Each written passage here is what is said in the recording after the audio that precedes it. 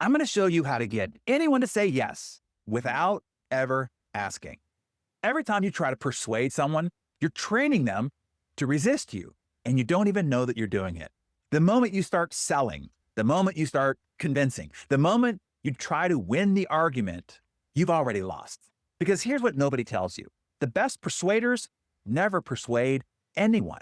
They do something else entirely. And once you understand what that is, you'll never chase agreement again. Here's what I mean.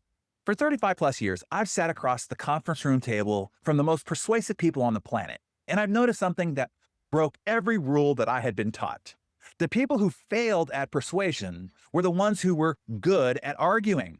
They had the best logic, the best data, the best presentation, and they lost every single time.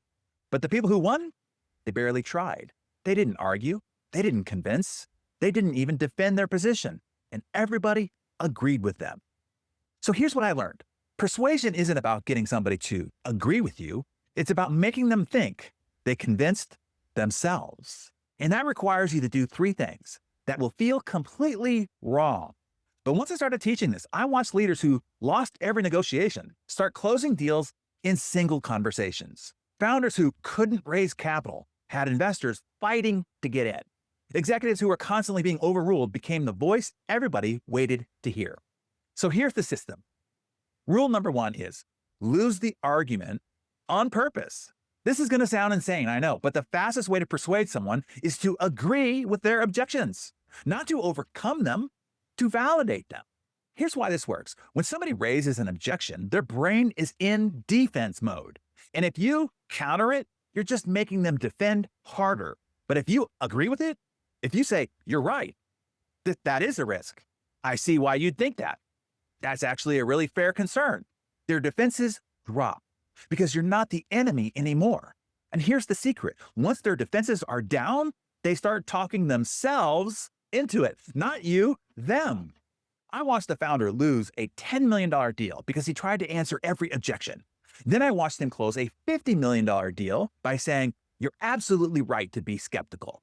Same founder, same pitch, he just stopped fighting. Rule number two, make them feel smarter than you. This one ticks people off when I say it because everybody wants to be the smartest person in the room. But here's the truth. Smart people don't persuade anyone because nobody likes to be told what to do by somebody who thinks they're smarter. So here's what elite persuaders do instead. They ask questions. They act curious. They make the other person the expert by saying, help me understand. What am I missing here? You know this better than I do.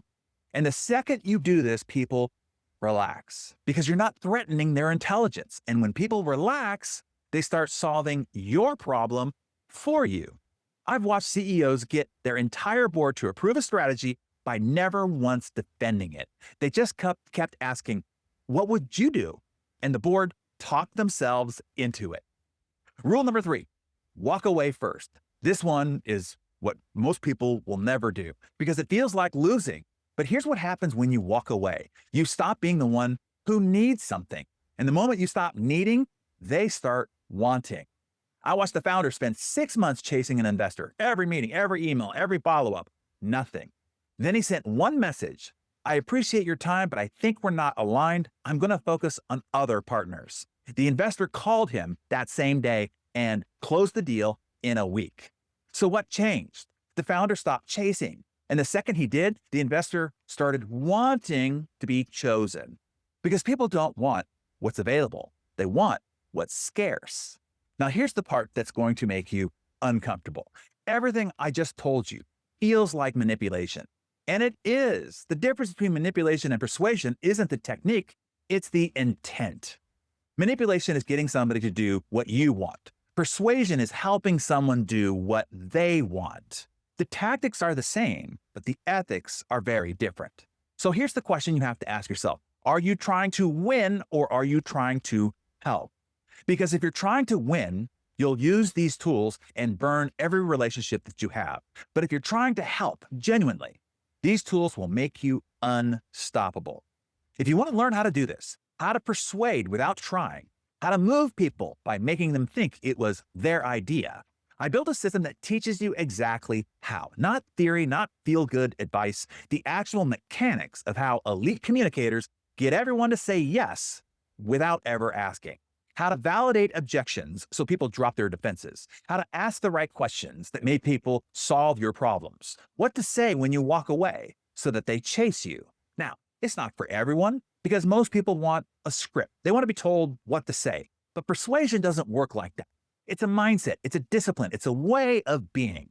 And if you're willing to do the opposite of what feels natural or what you've been told by others, the link is in the description. I'll show you exactly how to stop convincing and start leading.